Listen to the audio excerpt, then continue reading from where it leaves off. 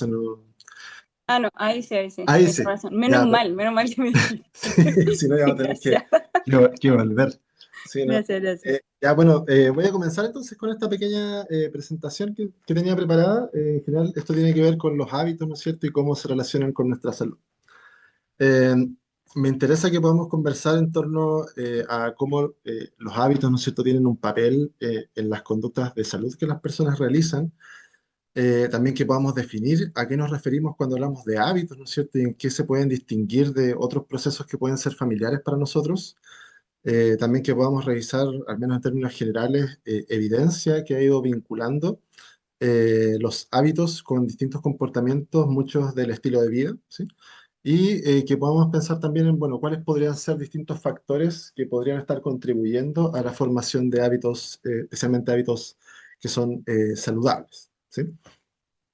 Entonces aquí para comenzar, ¿no es cierto? El panorama en nuestro país apunta que de las principales causas de muerte, ¿no es cierto?, destaca las enfermedades cardiovasculares por una parte, pero también distintos tipos de cáncer y eso es muy interesante porque en gran medida los factores de riesgo, ¿no es cierto?, para estas patologías en gran medida pasan por comportamientos, como muchos que son conocidos, ¿no es cierto?, para socios y socias de Xochimilco, ¿no es cierto?, el uso de tabaco, ¿no es cierto?, la actividad física, el sueño, etcétera.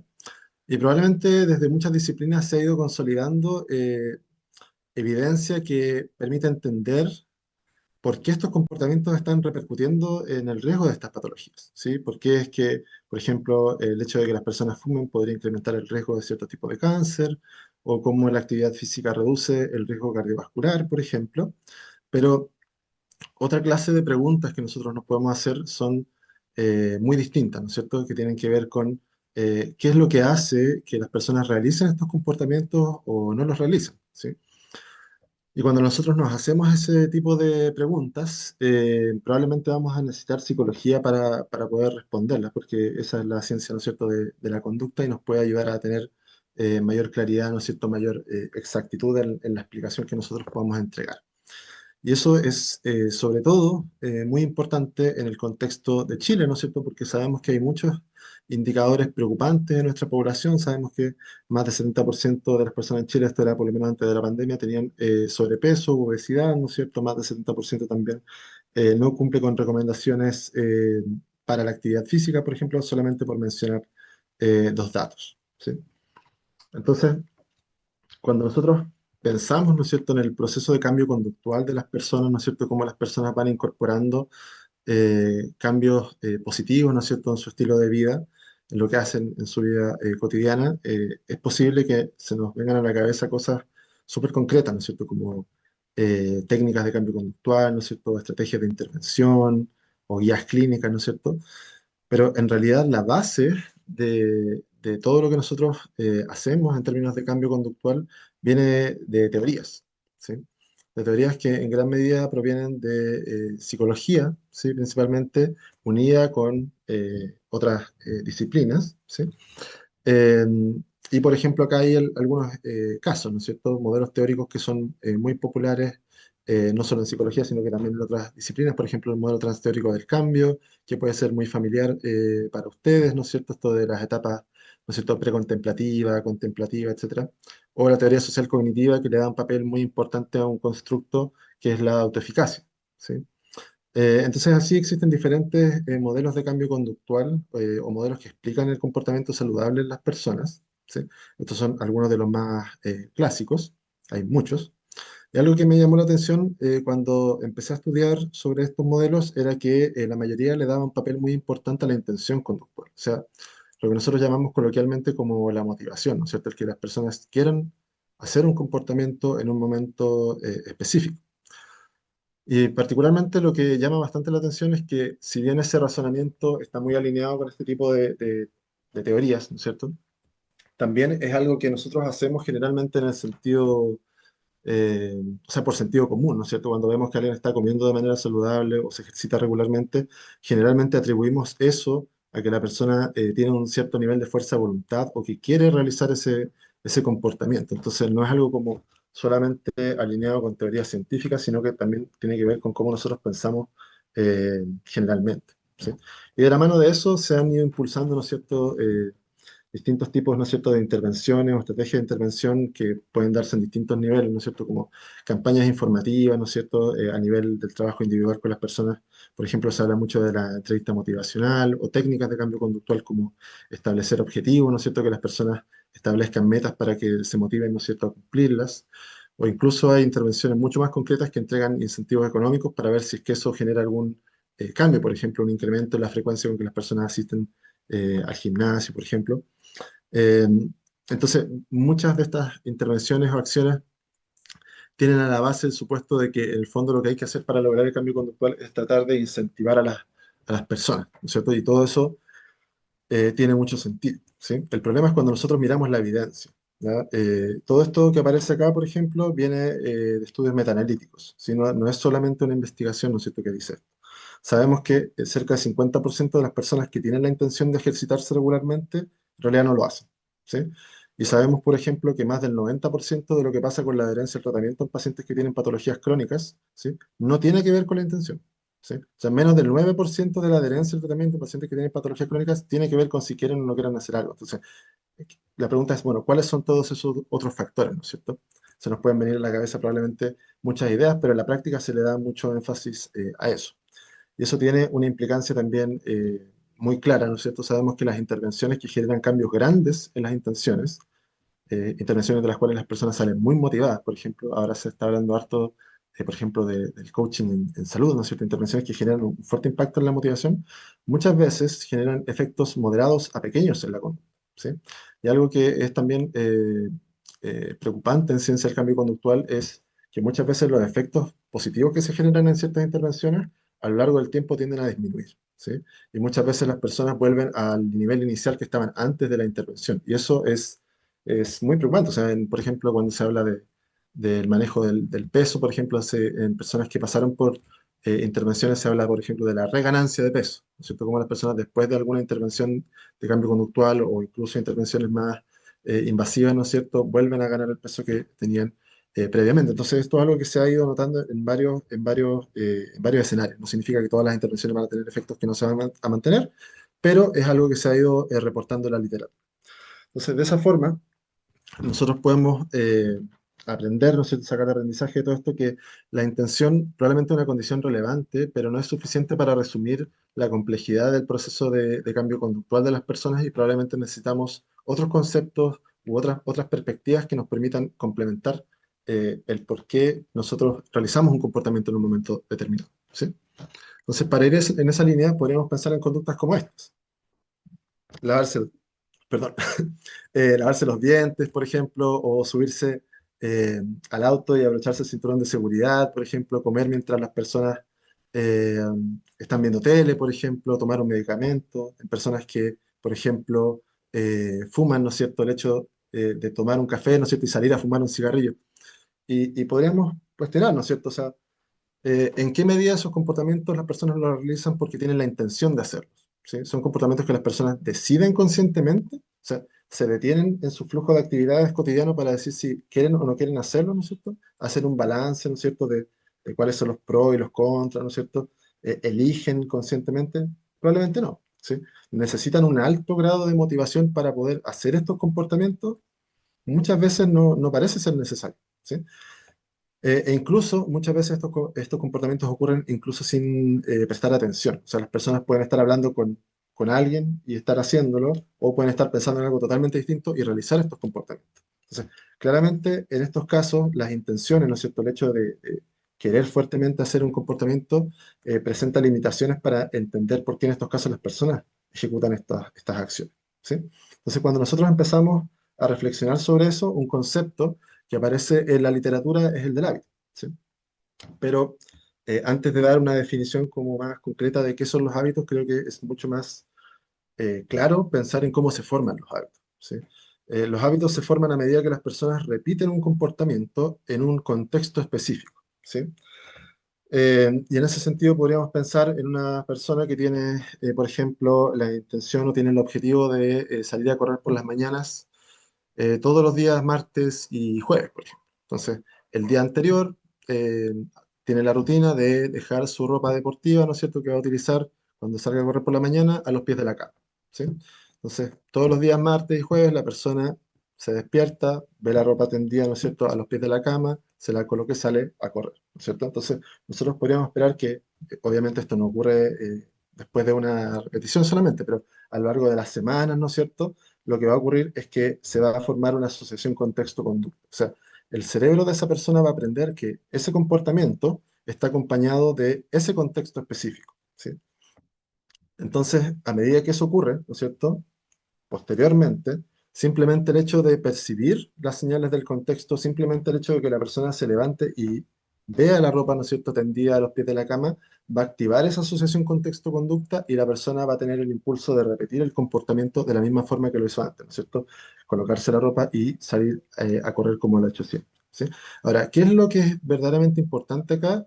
Es que la ejecución del comportamiento en este caso no va a ocurrir de forma deliberada, sino que es un comportamiento que va a ocurrir de manera relativamente automática, ¿sí? Y cuando nosotros hablamos de este proceso completo, es que básicamente es eso a lo que nos referimos cuando hablamos de los hábitos, ¿sí?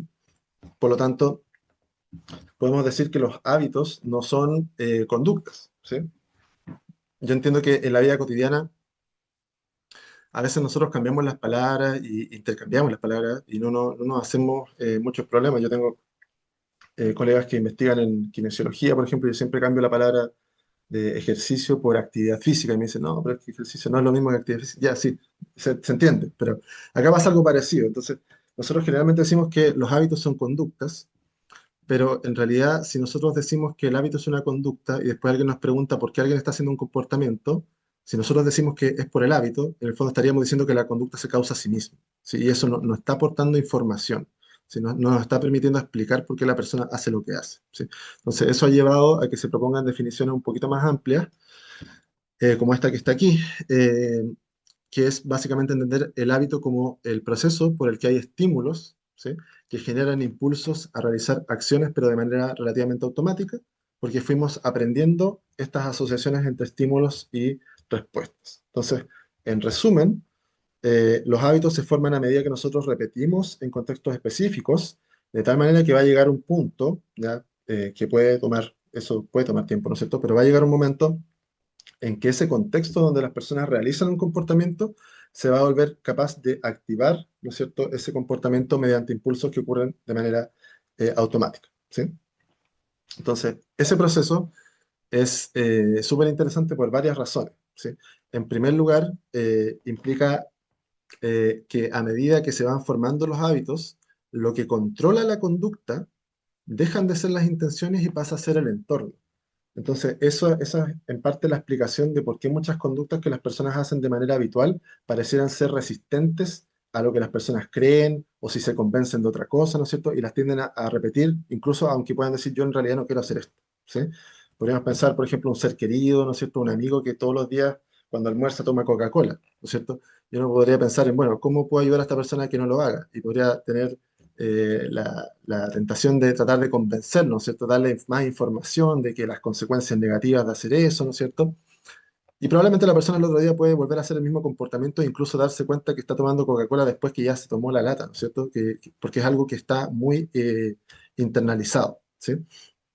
Entonces, básicamente, a medida que formamos hábitos, nuestro comportamiento muchas veces se va desconectando de las intenciones, pero también de muchas cosas que nosotros creemos que van a generar cambio de comportamiento en condiciones rutinarias, ¿sí? O sea, a medida que se forman hábitos, nuestro comportamiento deja de depender de nuestras creencias, de nuestros valores, muchas veces de lo que nosotros queremos hacer o no queremos hacer, ¿no es cierto? Entonces, probablemente el abordaje de la conducta habitual va a requerir, ¿no es cierto?, otro tipo de medidas u otro tipo de técnicas, ¿no es cierto?, para poder eh, generar, ¿no es cierto?, un cambio de comportamiento de manera más eficiente, ¿sí? Y otra cosa que es muy interesante, como yo les mencionaba, algo que es bastante problemático en muchas intervenciones o programas de cambio conductual es que los efectos no se mantienen a largo plazo. Pero si se fijan, por definición, los hábitos son algo que contribuye no solamente a entender por qué alguien hace algo, sino porque alguien repite ese comportamiento sistemáticamente a lo largo del tiempo. Entonces, la exploración sobre el hábito, ¿no es cierto?, es muy importante para poder potenciar la eficacia de intervenciones y precisamente aumentar la probabilidad de que esos cambios se sostengan a lo largo del tiempo. O sea, los hábitos no vienen a reemplazar lo que ya se está haciendo, sino que a complementar, ¿no es cierto?, técnicas que ya se están utilizando para poder mantener el cambio, ¿no es cierto?, a lo largo del tiempo, ¿sí? Hay avances en ese sentido. Por ejemplo, acá hay un metaanálisis que se publicó hace algunos años sobre la eficacia de intervenciones basadas en los hábitos para la pérdida de peso. Se vio que había una mayor efectividad en técnicas o en intervenciones basadas en los hábitos en comparación a las intervenciones tradicionales que las personas recibían. La mejora no es tan grande, pero creo que es algo que vale la pena tomar en cuenta como un complemento en muchas intervenciones que se utilizan, ¿sí? Entonces, aquí hay algunas características de los hábitos que permiten entender más o menos cómo funcionan. En primer lugar, los hábitos no requieren monitoreo consciente.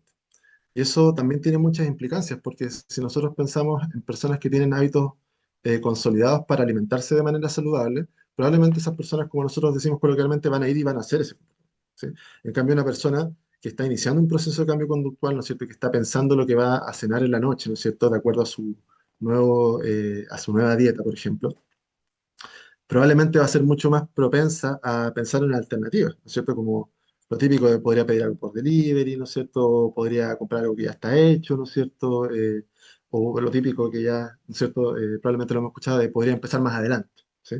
Pero todo eso pasa porque la persona está pensando en el comportamiento. O sea, la persona que tiene un hábito establecido va y realiza el comportamiento y por lo tanto en primer lugar, es mucho menos propensa a olvidarse de hacer el comportamiento, pero también es mucho más resistente a pensar en estos distractores que los pueden alejar de sus objetivos de salud que establecieron en un comienzo, ¿sí? Otra cosa que es bien interesante es que los hábitos dependen de un contexto, o sea, si la conducta se vuelve habitual en un escenario específico, ¿no es cierto? Si la persona cambia el contexto, probablemente la conducta no se va a activar de manera automática, ¿sí? Eso se nota mucho, por ejemplo, en personas que tienen rutinas muy establecidas para salir a trotar por la mañana y se cambian de casa, por ejemplo, y ahí vuelve el control consciente de pensar, bueno, ¿por dónde voy a salir a correr ahora, ¿no es cierto? En qué lugar las calles están en mejor estado, ¿no es cierto? En qué lugares pasan, por ejemplo, menos autos, etcétera. En general, cuando salimos del contexto habitual, probablemente la conducta va a volver al control de las cosas que nosotros generalmente consideramos que van a generar cambio de comportamiento, como intenciones, creencias, valores, etcétera. Entonces, también eso puede tener implicancias en el cambio de hábito. Y por último, una característica bien interesante de los hábitos es que persisten incluso en ausencia de intenciones o en conflicto con las intenciones. O sea, si yo tengo el hábito de hacer la conducta A, pero yo quiero hacer la conducta B, en una condición normal, en una condición rutinaria, probablemente voy a hacer la conducta A, ¿sí?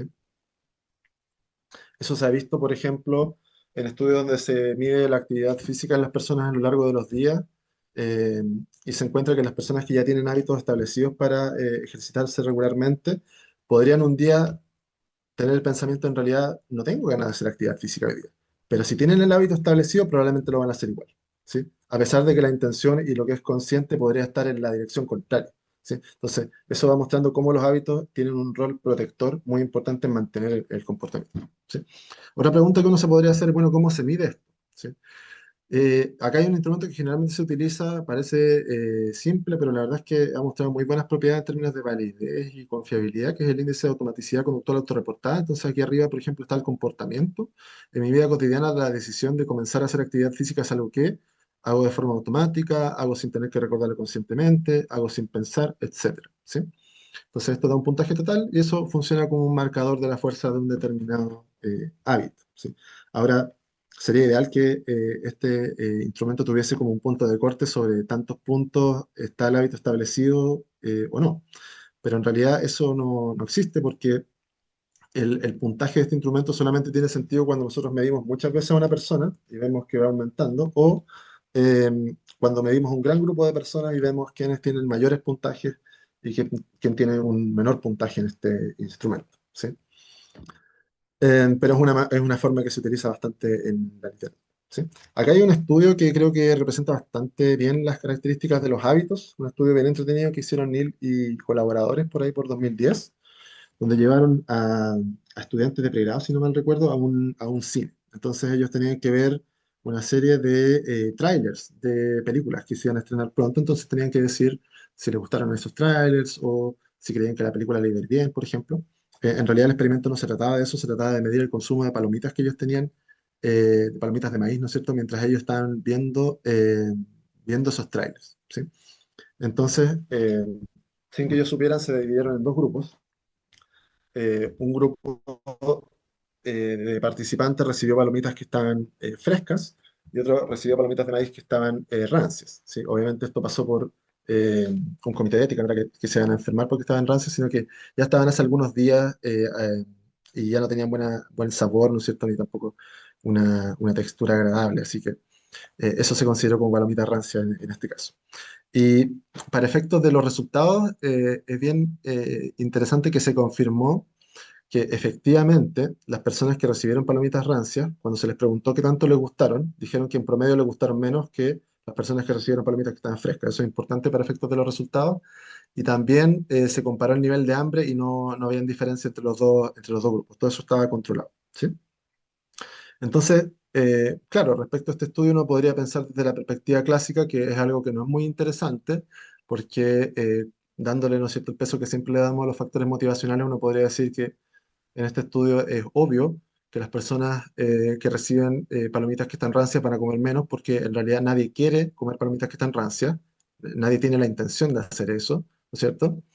Y eso fue lo que ocurrió específicamente en las personas que no tenían el hábito, ¿sí? En personas que tenían un hábito bajo, ¿no es cierto?, de comer palomitas de maíz en el cine, ¿sí?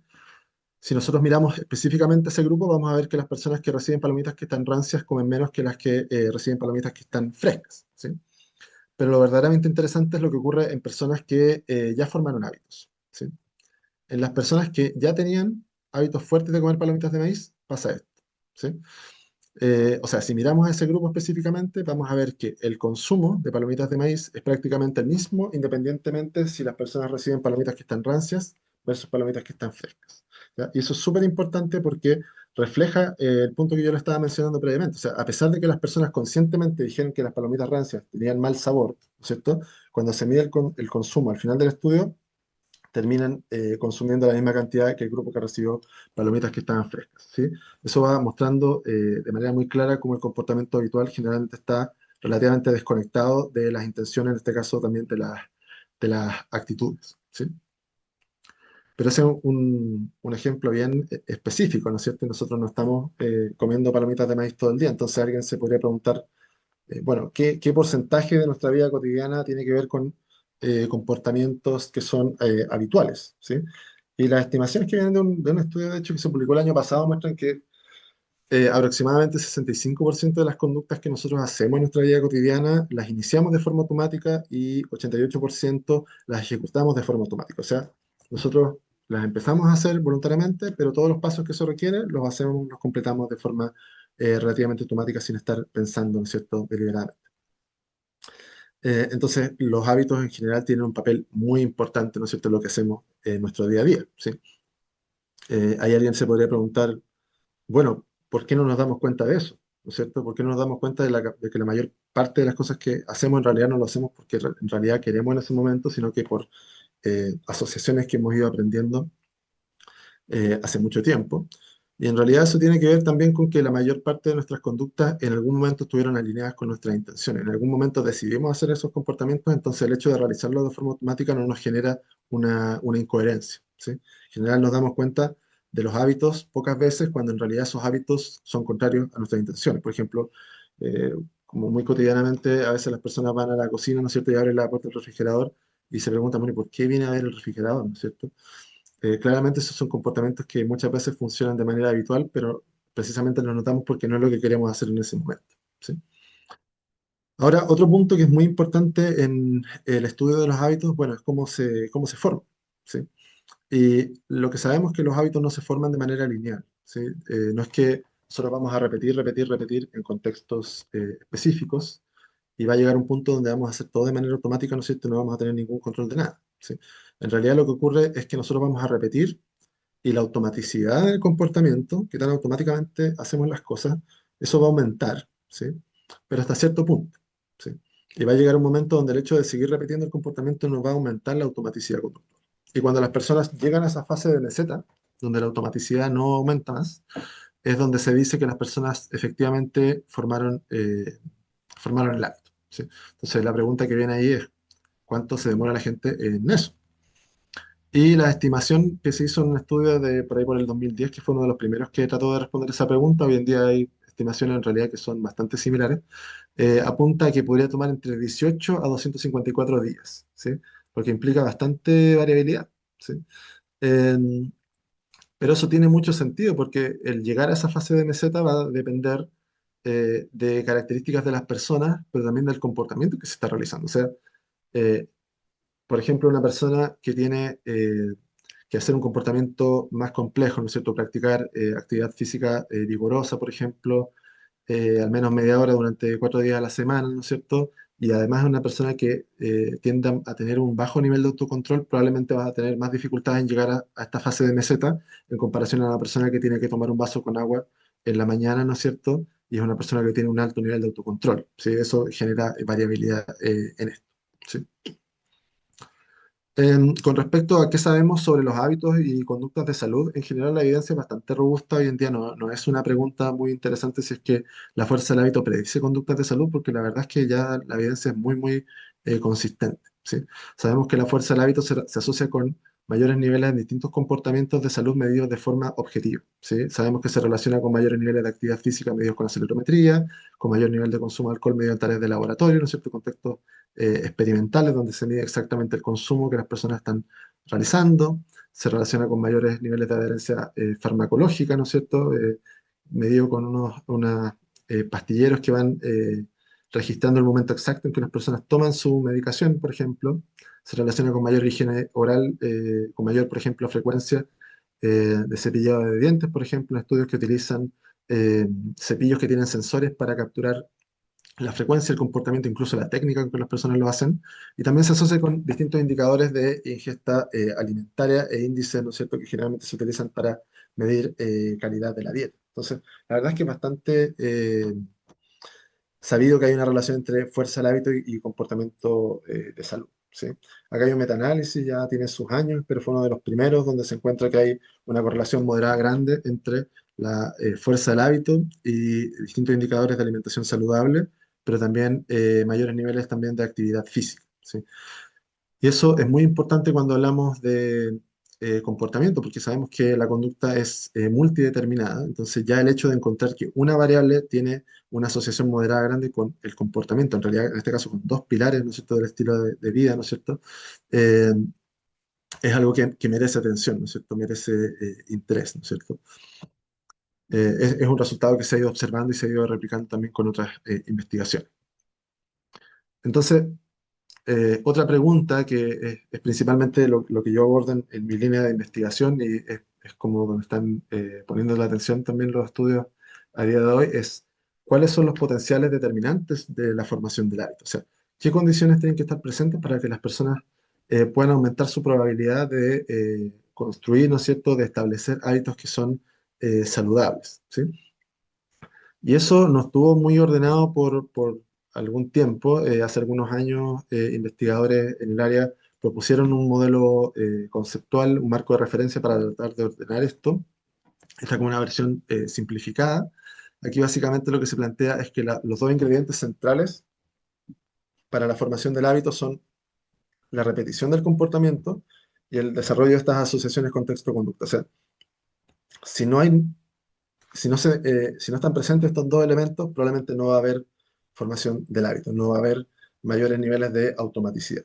Pero si estas condiciones están presentes, las personas forman un hábito y hay mayores niveles de automaticidad, probablemente eso también va a retroalimentar el comportamiento y va a facilitar que las personas puedan mantenerse haciendo eso a lo largo de los días y de las semanas, ¿no es cierto? Entonces, si estamos hablando de conductas que son saludables, eso va a generar un círculo virtuoso en ese sentido, ¿sí? Pero además, el pensar de esta forma abre una serie de posibilidades, porque en el fondo esto significa que cualquier variable que afecte la repetición o la asociación entre el contexto y la conducta, ¿no es cierto?, podría ser algo que contribuiría indirectamente a la formación de hábitos y a la mantención del comportamiento. Entonces, en ese sentido, los autores destacan una serie de variables que serían relevantes como potenciales determinantes. En primer lugar, la planificación, ¿sí? La planificación es central cuando hablamos de los hábitos porque es lo que permite especificar de antemano, ¿no es cierto?, en qué contexto específico las personas van a realizar un comportamiento, en qué momento, en qué lugar, de qué forma, con quién van a realizar ese comportamiento, ¿no es cierto? Pero además la planificación, ¿no es cierto?, tiene otras dimensiones, ¿no es cierto? El hecho de poder anticipar con qué recursos cuento yo para poder facilitar el hecho de cumplir con las metas que yo tengo para ciertos comportamientos de salud, por ejemplo, o anticipar potenciales barreras y eh, pensar en potenciales eh, maneras de superar esos obstáculos que podrían eventualmente ocurrir, ¿sí? Entonces tiene un rol bien importante. También es fundamental para formar hábitos que el comportamiento se vaya emparejando con señales del contexto que sean lo más claras posible, lo más perceptibles posible, ¿sí? Por ejemplo, si hablamos de una persona, por ejemplo, eh, que es vegana, ¿no es cierto? Y tiene que tomar regularmente suplementos de vitamina B12, pues esto sería ideal que la toma de esas píldoras, por ejemplo, estén asociadas, por ejemplo, al uso de un pastillero, al hecho de dejarlas a la vista, por ejemplo, utilizar algún recordatorio visual o una alarma que recuerde la ejecución del comportamiento, de tal manera que simplemente el hecho de percibir esos estímulos a lo largo del tiempo permita ir activando el comportamiento de manera mucho más eficiente, ¿sí? También importa la complejidad de la conducta en general. Las conductas que son más complejas tienden a demorar un poco más en que se puedan convertir en un hábito, en que aumenten en su nivel de automaticidad en comparación a comportamientos que son más complejos, o sea, menos complejos. Eh, y también sabemos que las conductas que son más simples, ¿no es cierto? Y sobre todo las conductas que generan gratificación inmediatas se convierten en hábitos de manera mucho más acelerada, ¿no es cierto? Por otra parte, es muy importante la consistencia en el comportamiento, ¿sí? O sea, que cada vez que la persona realiza el comportamiento lo haga de la misma forma, de las mismas circunstancias, ¿sí? Yo entiendo que eso es bien importante a nivel práctico. A veces uno ve que las personas en ciertas intervenciones de cambio conductual o que están trabajando con profesionales de la salud muchas veces tienen metas que tienen que ver muchas veces con alimentación o con actividad física, por ejemplo, pero acá no solamente importa, ¿no es cierto?, que las personas cumplan esas metas, sino de la manera en que lo cumplen. Porque una persona podría cumplir una meta, por ejemplo, de práctica de actividad física a lo largo de las semanas de una manera muy regular y otra de una manera muy regular. Una persona podría hacerlo saliendo a caminar un día, otro día saliendo a andar en bicicleta, otro día a nadar, por ejemplo, o salir a hacer trekking, qué sé yo. Y otra persona podría cumplir esa meta haciendo actividad física de la misma forma todos los días jueves, ¿no es cierto?, en un mismo horario, ¿no es cierto? Entonces, las dos personas podrían cumplir con la recomendación, pero la segunda tiene muchas más probabilidades de que eso se convierta en un hábito y se pueda mantener a largo plazo. Entonces, esta variable es bien importante. También tiene un rol fundamental la percepción de recompensa. En general, es muy antiguo en psicología el hecho de que las conductas que son recompensadas tienden a repetirse, pero también sabemos que el hecho de experimentar gratificación por el hecho de realizar un comportamiento es algo que incrementa, por ejemplo, la secreción de dopamina y eso facilita también que se vayan almacenando estas asociaciones con texto-conducta en la memoria procedimental de las personas, o sea, que se pueda ir acelerando de alguna forma, dentro de lo posible, el proceso de formación de hábitos. Entonces es muy importante que las personas de alguna forma puedan generar condiciones para disfrutar en algún grado el comportamiento que se proponen realizar. Y eso pasa por diferentes aspectos. El hecho, por ejemplo, de si están practicando sesiones de ejercicio, poder hacerlo con una ropa que se les sea cómoda o anticipando qué música quieren escuchar, ¿no es cierto? O eligiendo específicamente un ejercicio que es el que más les llama la atención, por ejemplo, o proponerse una pequeña meta que puedan cumplir en esa sesión de ejercicio, porque simplemente el hecho de cumplir cosas que nosotros nos proponemos ya es algo que nos genera satisfacción, ¿sí? Entonces, esa es una variable muy relevante para que el comportamiento se pueda ir reforzando, ¿sí? También importa mucho la motivación intrínseca, o sea, que las personas puedan realizar un comportamiento porque efectivamente quieren hacerlo, tienen interés genuino en eso, más allá de alguna presión externa, ¿no es cierto?, para evitar, por ejemplo, que algún profesional o que un familiar, por ejemplo, los cuestione, ¿no es cierto?, por el hecho de no estar haciendo algún cambio, ¿sí? Y también importa mucho el autocontrol, porque las personas que tienen más autocontrol son eh, más propensas a darle importancia a objetivos a largo plazo en lugar de a gratificaciones que son inmediatas y por lo tanto son eh, más resistentes a actualmente distracciones o tentaciones que los podrían alejar de sus objetivos iniciales, ¿sí? Pero todo esto, como yo les digo, un marco de referencia que formularon unos autores hace algunos años, ¿sí? Y la pregunta es si podemos llevar eso a un caso específico, ¿sí? Y eso fue lo que hice para mi tesis doctoral. Eh, específicamente pensando en qué medida nosotros podemos tomar esta perspectiva para explicar el comportamiento de la adherencia farmacológica en pacientes chilenos que tenían diabetes mellitus tipo 2, que entiendo que no es un pilar del estilo de vida, pero es una conducta de salud que realizan muchas personas en Chile, ¿no es cierto?, que tiene efectos importantes en su salud. Entonces, aquí lo que queríamos ver era si esta automaticidad en el comportamiento se relacionaba con mayores niveles de adherencia y también si estos determinantes se asociaban con mayores niveles de fuerza del hábito. Entonces, eh, hicimos este estudio en una muestra de aproximadamente 250 pacientes con diabetes tipo 2. Sí, no me puedo tener tanto los detalles del estudio, así que, bueno, esto está publicado en Behavioral Medicine hace algún tiempo. En cualquier caso, les puedo enviar los PDF si los quieren leer y ver más detalle. Pero yendo directo al grano, lo que queríamos ver acá era cómo se relacionaban estos determinantes sugeridos por la literatura de la formación de hábitos con la adherencia farmacológica, pero no de forma directa, porque nosotros sabemos, por ejemplo, que la planificación se relaciona con mayor adherencia farmacológica. Nosotros lo que queríamos ver era si estos determinantes se relacionaban con mayores niveles de adherencia farmacológica de forma indirecta, a través de la fuerza del hábito, a través de la automaticidad en el comportamiento. ¿Sí?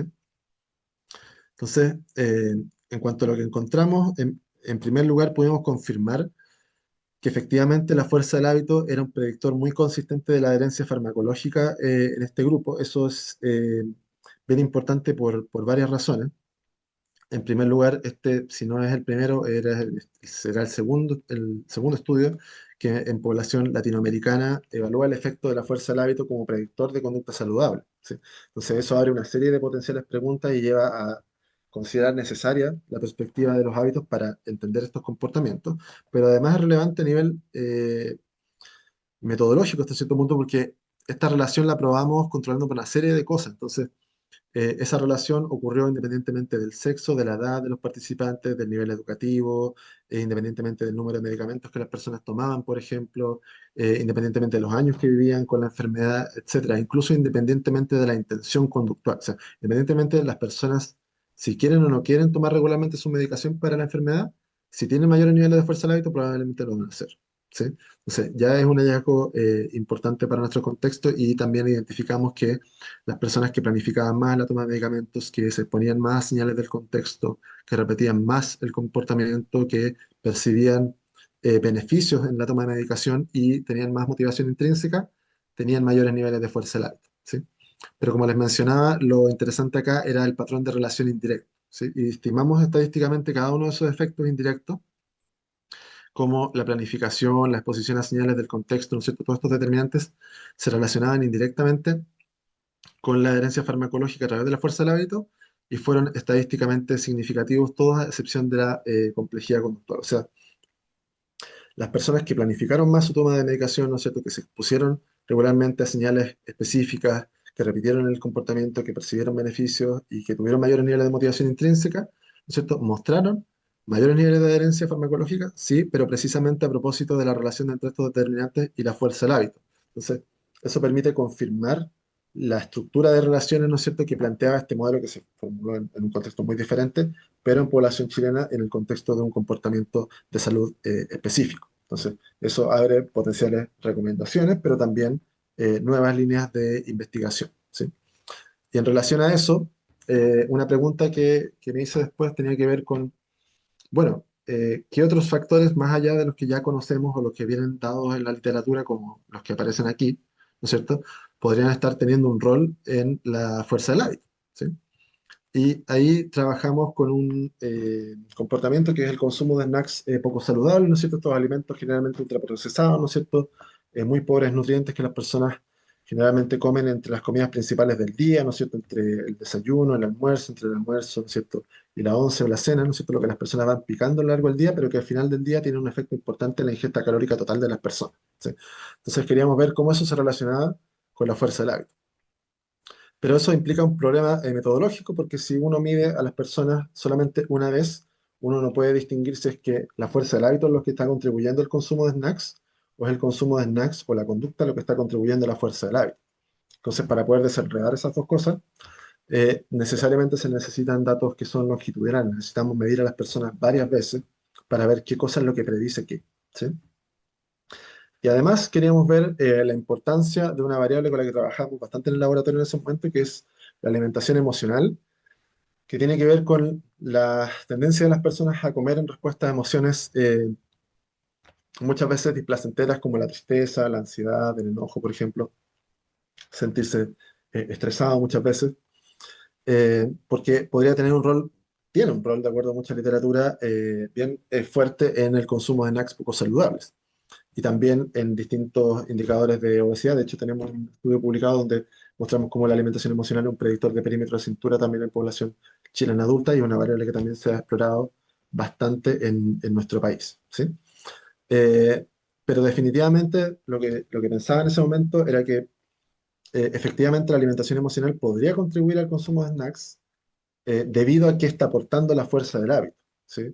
Porque sabemos que si las personas están consumiendo ciertos alimentos en respuesta a emociones específicas, lo que podríamos esperar es que se forme una asociación entre esa ingesta, ¿no es cierto?, y las emociones que las personas experimentan muchas veces en contextos similares, ¿no es cierto?, en el trabajo, por ejemplo, o en el hogar, ¿sí? Entonces ya habría una pequeña base para pensar en formación de hábitos, pero también llama la atención que generalmente las personas cuando tienen episodios de alimentación emocional no recurren, ¿no es cierto?, a verduras, por ejemplo, sino que buscan alimentos que pueden generar gratificación inmediata, ¿no es cierto?, que son altamente palatables, ¿no es cierto? Y nosotros sabemos que el hecho de experimentar placer durante un comportamiento es algo que va a facilitar la consolidación de eso como un hábito. Entonces, hay varias razones por las cuales uno podría pensar que esa variable tiene un rol acá, ¿sí? Y eso lo probamos en un estudio longitudinal que hicimos en el marco de un proyecto FONDES, que en ese caso lideraba mi profesor Guía. Entonces medimos a una muestra de aproximadamente 350 adultos chilenos a lo largo de un año.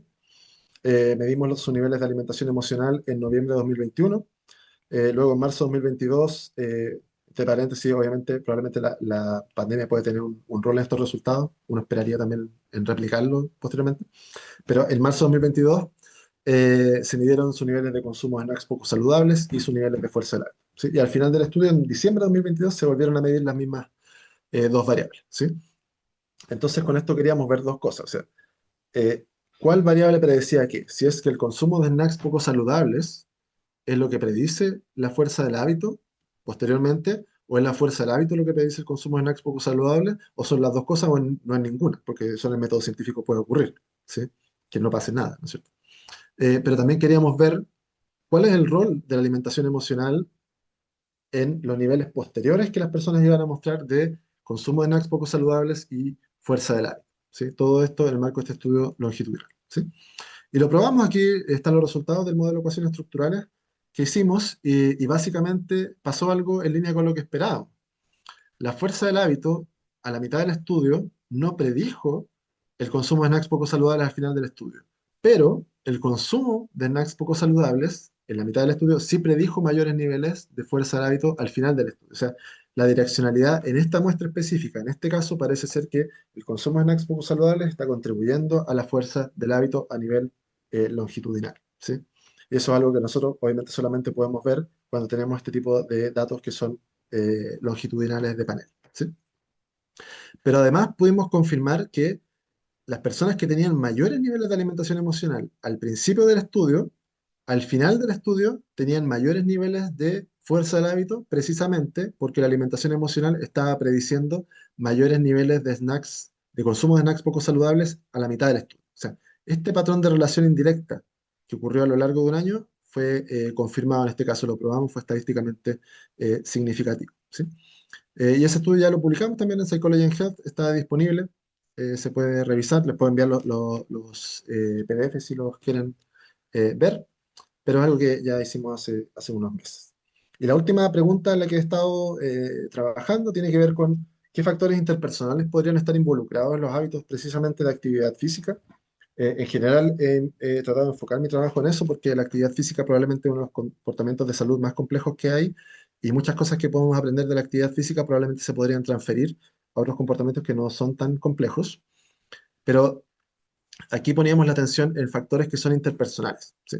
Porque si uno lo ve desde la perspectiva más socioecológica, ¿no es cierto? Desde los modelos socioecológicos del comportamiento saludable o de la salud, eh, claramente, si nosotros hacemos un análisis, nos vamos a dar cuenta que 90% o 95% de lo que hemos hablado, ¿no es cierto?, de los hábitos, tiene que ver con el nivel individual. Todo lo que yo he mencionado, ¿no es cierto?, tiene que ver con características de los individuos, de conductas que hacen los individuos, ¿no es cierto?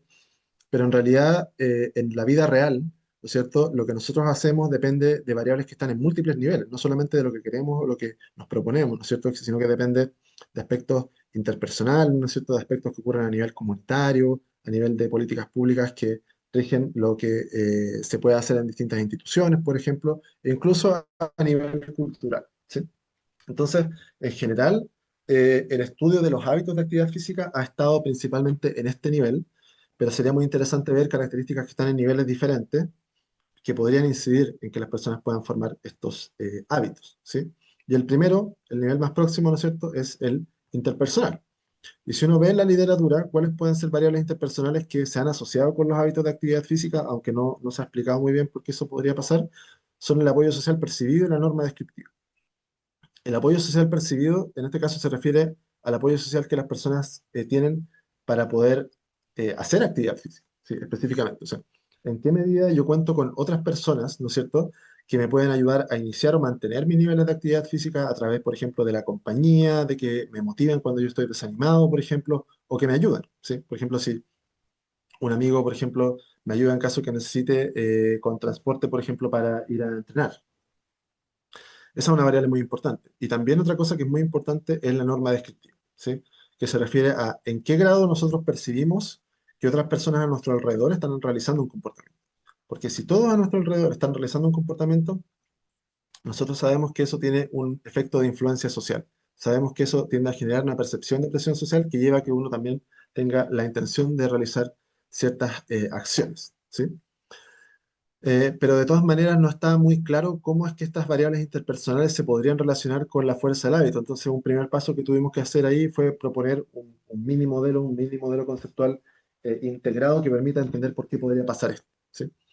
Y ahí lo primero que uno podría pensar es que estas variables interpersonales probablemente no están teniendo un efecto directo en la automaticidad del comportamiento. O sea, lo que afecta a la formación del hábito es la repetición del comportamiento y el desarrollo de las asociaciones contexto-conducta. No son variables interpersonales. Entonces, probablemente hay mecanismos, ¿no es cierto? Hay variables que están mediando, están haciendo de puente para entender por qué esos factores interpersonales se traducen en cambios en la fuerza del hábito, en este caso de actividad física.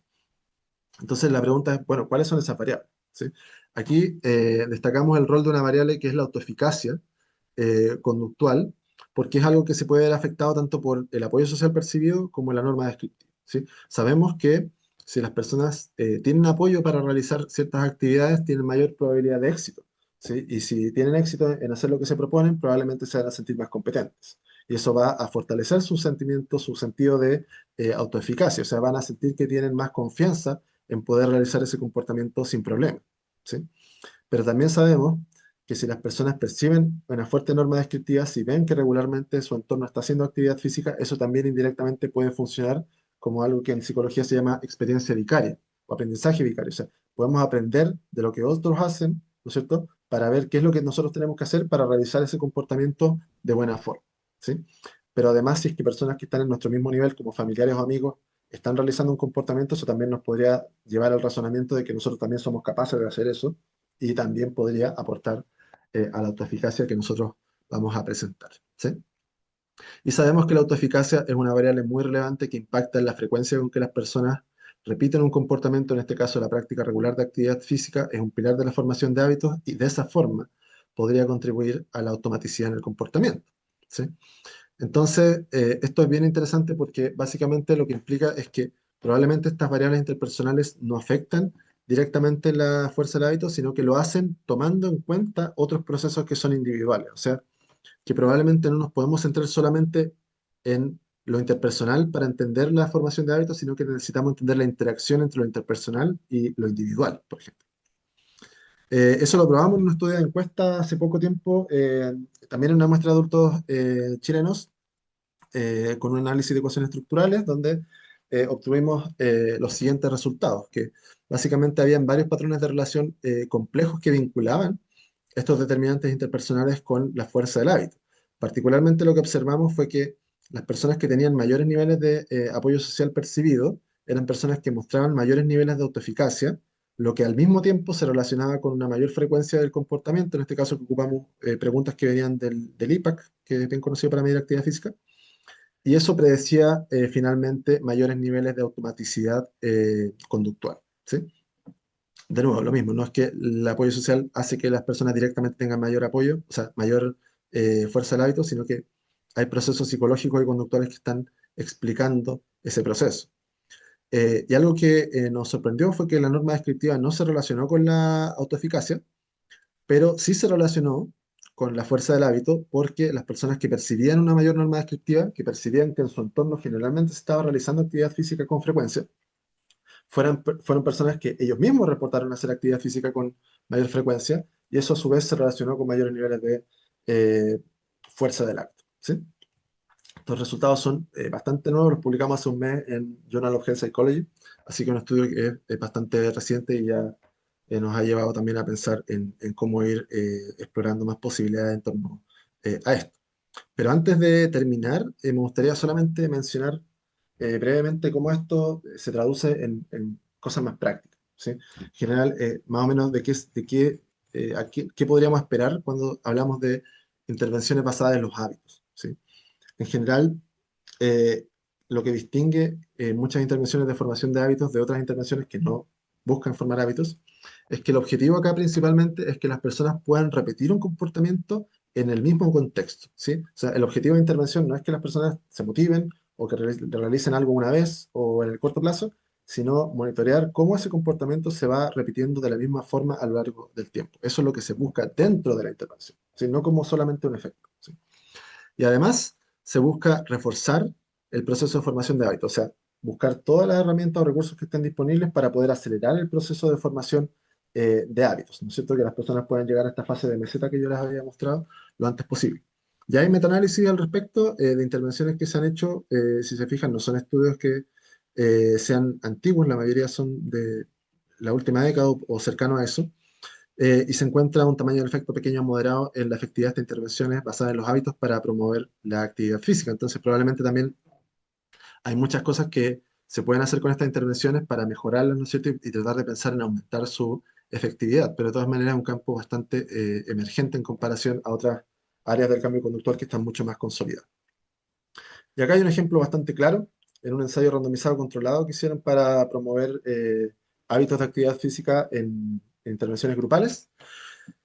Básicamente lo que se hizo fue trabajar en primer lugar con intervenciones, o sea, con técnicas de cambio conductual que son muy conocidas, ¿no es cierto? Establecer objetivos, ¿no es cierto? Planificar la percepción de beneficios de salud, pero también se complementó con estrategias que van dirigidas específicamente a los hábitos, ¿sí?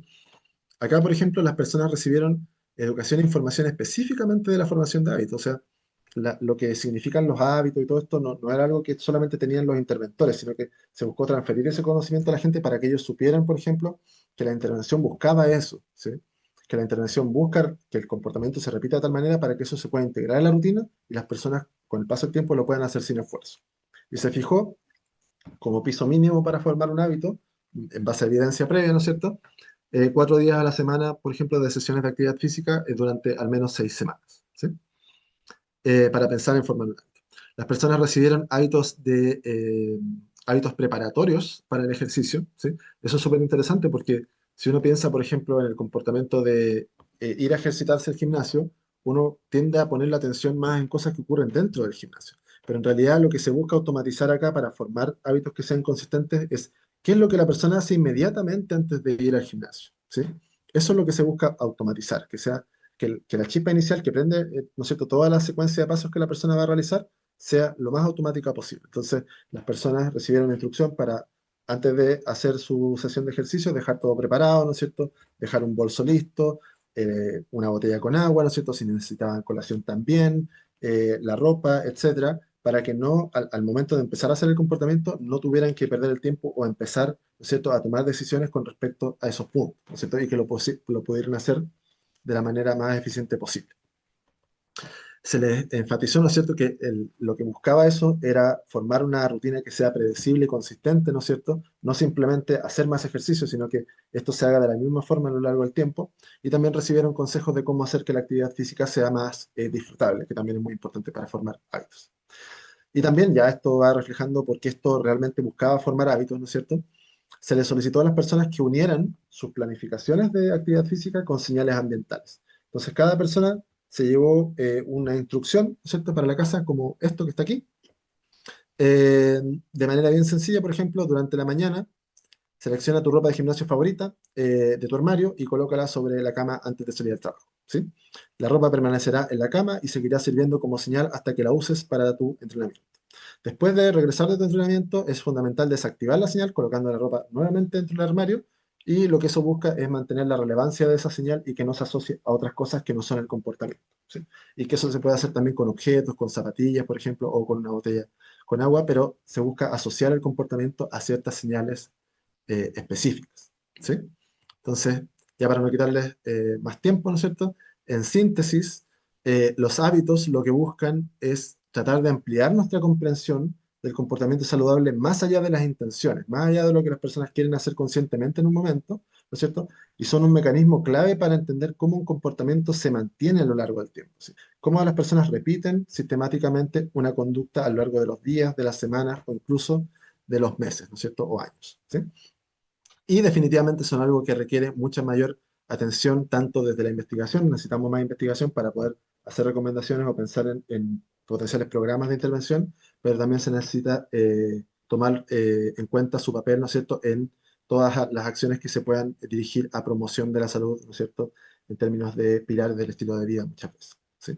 Así que eso es básicamente. Ahí está mi correo por si tienen alguna duda, por ahí les puedo enviar también los PDF, se los dejo con Ignacio, ¿sí? Pero es más o menos esa la idea de la presentación. Gracias por su atención. Muchas gracias, Jorge. Estuvo muy interesante. Al menos a mí me ayudó harto a poder esquematizar un poco lo que uno finalmente hace todos los días. Esto como cuando uno eh, atiende a las personas e intenta llevarlos o acompañarlos en estos cambios de comportamiento que muchas veces es difícil porque, claro, uno no comprende la complejidad a veces del comportamiento, ¿cierto? No sé si alguien tiene alguna pregunta que quiera hacer. Esto es libre y abierto. No sé si alguien hace en el chat o la quieren preguntar Sí, en voz alta. interesante. Estamos disponibles. Cualquier consulta. Estoy viendo que le están. Claro Bueno, que yo sé. has visto personas que se han operado, por ejemplo, de bypass y después mm, del pasar del tiempo han recuperado el peso, ¿no es cierto? Sí, sí. Yo sí tengo una pregunta, por ejemplo, cuando tú hablas de que miden en la fuerza del hábito, ¿cierto? Que Ujú. como por ejemplo en el estudio que mostraban que a través de la fuerza del hábito, ¿cierto? Se generaba el anterior al último, el penúltimo. No, antes. Antes. Ahí, ese. ¿Y esa fuerza del hábito la medían a través como del cuestionario que nos mostraste al principio? ¿O cómo sabían que era a través Este, de la sí, fuerza del hábito y no? específicamente lo medimos con la fuerza del hábito, con este índice ¿Mm? de automaticidad conductual autorreportada, Ese. fue el que Ah, ocupamos ya. acá, Ok. pero Ya. lo bueno de este cuestionario es que se puede adaptar muy fácilmente, entonces acá se cambia la conducta. Entonces, por ejemplo, tomar Claro, mis medicamentos diariamente es algo que, ta, ta, ta, ta, ta, claro. ta, ¿sí? Exacto. Claro, Eh, porque al final eso pensaba, bueno, sí. Si sabemos que es a través de la fuerza del hábito, finalmente sí, sí, no sé, por ejemplo, midiéramos esto en la consulta con los pacientes, Ujú. tendríamos una mejor idea de qué tan posible o qué tan probable es que esa persona, por ejemplo, terminara ejecutando una conducta o no. Y por lo Sí, tanto, qué tantas más herramientas o qué tanto más de planificación o de recompensa o de cualquiera de esas señales, ¿cierto? Necesitamos ponerle empeño para que termine formando el hábito. Ahora, exactamente. no sé si, por ejemplo, se mide de alguna manera, porque en mi experiencia clínica me pasa que hay pacientes que yo los veo y digo, pucha, lo que tú dices, como ya, esta persona es súper autoeficaz o tiene mucho autocontrol, entonces yo sé que le va a ir bien. Y hay otras personas que en mi concepto las definía más como rígidas, capaz como rígidas cognitivamente o psicológicamente, ¿cierto? Y ahí uno dice, chuta, esta persona es mucho más difícil de trabajar, o cómo no sé cómo si ese determinante entra en esta manera como de medir y estudiar cuando miden a las personas y les miden la fuerza del hábito, esa característica, ¿cierto? De las personas que les cuesta más, no sé, desde deje la zapatilla en la puerta, no es que no puedo. ¿Cachai? Como todo no se Ah, puede. ¿Eh? Como, o sea, claro, es como, o sea, es algo que suele ocurrir. Yo creo que Es bien interesante lo que tú estás planteando, porque estás hablando de una característica de la persona, ¿sí? Claro. Efectivamente se ha visto, por ejemplo, que hay ciertas características de personalidad que se relacionan con comportamientos saludables y si las personas repiten ciertos comportamientos saludables, se puede formar un hábito. Eso es un punto. Por ejemplo, dentro del modelo de los cinco grandes de la personalidad que se suele ocupar, hay un rasgo de personalidad que es la responsabilidad, por ejemplo. Eh, pero más allá de eso, creo que quizás hay que dar un paso antes de pensar que quizás esa es una característica de la persona, porque puede ser también algo más transitorio o que tenga que ver con actitudes que son muy estables, ¿sí? Ya. O sea, Mm, por ejemplo, se da mucho que cuando se habla de actividad física, se habla de no tengo tiempo, ¿no es cierto? Y el no claro. tener tiempo es una barrera. Mm, Efectivamente, eso es real. El no tener tiempo ujú, para hacer actividad física es una barrera que las personas perciben que impide muchas veces realizar el comportamiento. Pero también una persona que le desagrada hacer actividad física podría decir que no tiene tiempo, ujú, ¿sí? ujú, Y claro. ahí ya no tiene que ver con la barrera, sino que tiene que ver con la actitud. Ujú, Entonces, habría que evaluar bien si realmente se trata de una característica estable de la persona o con algo que es más transitorio. Quizás pensar si eso mismo ocurre con otros comportamientos, por ejemplo, o claro. no. En este caso, tú Sí. lo pensabas como en qué cosa específica, como qué conducta. No, estaba Por pensando como, ya, mido la fuerza del hábito y encuentro que hay personas que van a tener más facilidad para avanzar en las conductas, perfecto. Pero ¿qué pasa cuando lo mides y te sale bajo y ya el análisis que hay que hacer es un poco más complejo? Pues como tú bien dices, como ya, y ahí estoy súper de acuerdo con el tema del contexto. En el fondo, el contexto limita o facilita mucho de lo que una persona puede o no puede hacer. Pero también, por ejemplo, en mi contexto de pacientes muy deprivados socioculturalmente, educacionalmente, a veces sus barreras son cosas que ellos simplemente no se imaginan que pueden hacer, o que como tan sencillo como, pero es que no sé, sus zapatillas y déjenlas en la puerta para que cuando salga se acuerde que tiene que que salir a caminar, no sé. Y ya eso es un no, no puedo, ¿cachai? Entonces, como uno, al enfrentarse a personas que tienen más dificultad en hacer pequeños cambios, o en ajustes, o eh, uno interactúa con ellos, ¿cómo los ayudáis a ir como flexibilizando un poco en esas como ideas tan concretas y cerradas respecto de lo que ellos son capaces de hacer, o pueden o no pueden hacer?